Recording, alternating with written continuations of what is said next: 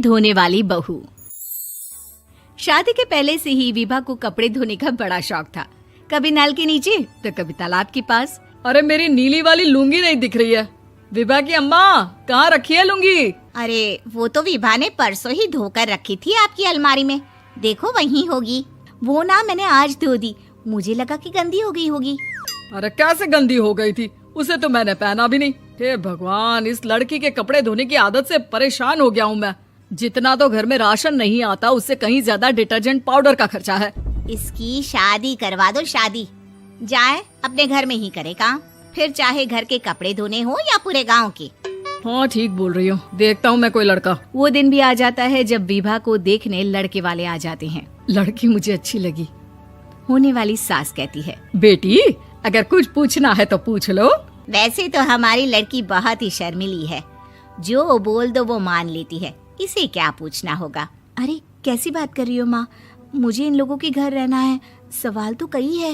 हाँ हाँ बेटा, पूछ लो ना, क्या पूछना है। आप लोगों के घर कपड़े कौन धोता है? सास का मुंह बन जाता है। देखो, अगर तुम ये कहना चाहती हो कि तुम्हें कपड़े धोने नहीं आते तो सुन लो, कपड़े मैं ही धोती हूँ, लेकिन तुम्हारे आ जाने के बाद मैं रुमाल तक नहीं धोऊंगी। अरे चुप रहना भाग्यवान, बहू बेचारी घर आई नहीं, उसे डराना शुरू कर दिया। वो क्या है ना बिटिया, अभी तक तो ये कल्लू की माँ ही धोती थी, लेकिन अब तुम्हारे पापा तो दहेज में वॉशिंग मशीन देंगे ही। तभी विभा की माँ बोल पड़ती है, सवाल भी पूछा तो क्या। वैसे भाई साहब, मशीन की तो फिर भी कपड़े धोने की कैपेसिटी होती है। मतलब जो बिटिया दे रहे हैं ना विभा, इसे कपड़े धोने का बहुत शौक है। ये आप लोगों के क्या, आस पड़ोस गांव मोहल्ले सबके कपड़े धो दे और उफ तक ना करे। बाहर देखा नहीं आपने कितने कपड़े सूख रहे हैं, सब हमारी बिटिया ने ही तो धोए हैं। बस भी करो ना माँ, शर्म आ रही इतनी तारीफ सुनकर। और तो और एक दाग निकाल कर दिखाओ तो मान जाऊं। हाँ अच्छा, माफ करना बेटा, मैंने गलत समझा।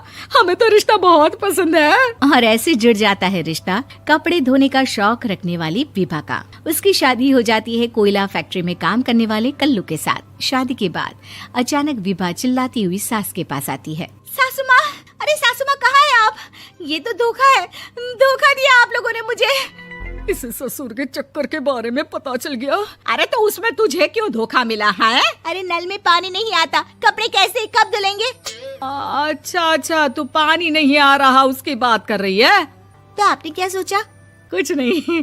अच्छा, तेरी माँ ने कहा था कि कपड़े धोने का शौक है तुझे, याद आया मुझे। शौक बोलकर कपड़े धोने वाले मेरे जुनून को कम ना आके सासू माँ, कपड़ा धोना मेरा गुरूर है। तभी पति भी वहाँ आ जाता है। अभी मैंने इसे सनी देओल की फिल्म दिखाई है, उसी के डायलॉग मार रही है माँ। अच्छा सुन, साफ साफ बता रही हूँ, पानी सुबह 4 से 6 और शाम को 10 से 12 आता है, समझी? विभा टाइमिंग सुनकर हैरान हो जाती है। ये क्या भूतों का मोहल्ला है? सुबह 4 बजे उठकर कौन कपड़े धोता है? 4 बजे टंकी में पानी जाता है, फिर सारा दिन धोना ना, किसने मना किया? अरे कैसी बात कर रही हैं? 200 लीटर की टंकी में कितने कपड़े धो लूंगी मैं, सुबह ही उठ जाऊंगी मैं। अब क्या था, विभा सुबह 4 से लेकर रात के 12 बजे तक कपड़े ही धोती रहती।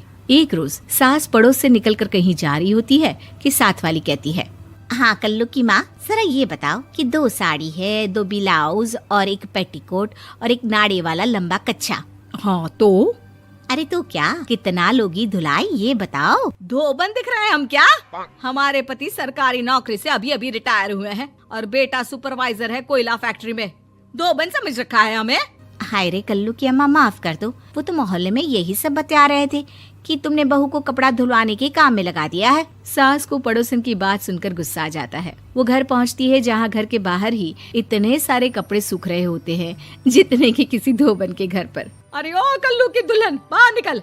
माँ जी यहीं आ जाओ, बाथरूम में चादर धो रहे हैं हम। अरे अभी हम धोते हैं, तुमको बाहर निकलो। ये आस पड़ोस वाले बोल रहे हैं कि हम बहू से कपड़े धुलवा कर उसे कपड़ा धोने वाली बना दिए हैं। अरे छोड़ो ना माँ जी, किन लोगों की बातों में आती हो? आस पास के लोगों का तो काम ही होता है कि वो किसी तरह सास बहू को लड़ा दे। बहू सारे घर के कपड़े धोती है, ये क्या कम है? बोलिए। सास को भी लग जाता है कि वो बहू का ये सनकीपन नहीं छुड़वा सकती, इससे अच्छा है कि खुद ही चुप हो जाए।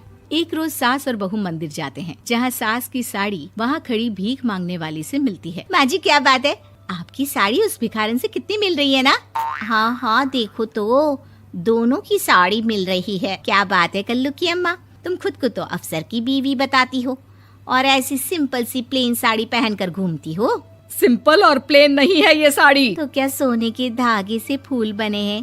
कुछ भी सासू माँ, कुछ भी। हाँ बने थे इस साड़ी में सोने के धागे से फूल। मेरे पति लेकर आए थे मद्रास से स्पेशली मेरे लिए 10,000 की।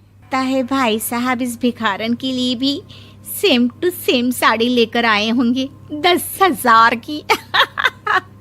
सास उस वक्त कुछ नहीं कहती, लेकिन बहू के साथ घर आती है और अलमारी से एल्बम निकाल कर लाती है। ये साड़ी देख रही है, ये वही साड़ी है जिसे मैंने अभी पहना था।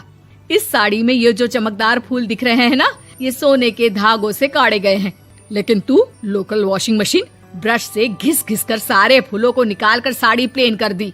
मुझे माफ कर दीजिए सासू माँ। और तो और, जब मैंने तुझे तेरी गलती के लिए कुछ नहीं कहा, लेकिन तूने तो सबके सामने मेरा मजाक ही बना दिया। क्यों? बहू को समझ में आ जाता है कि अब से उसका कपड़े धोना बंद।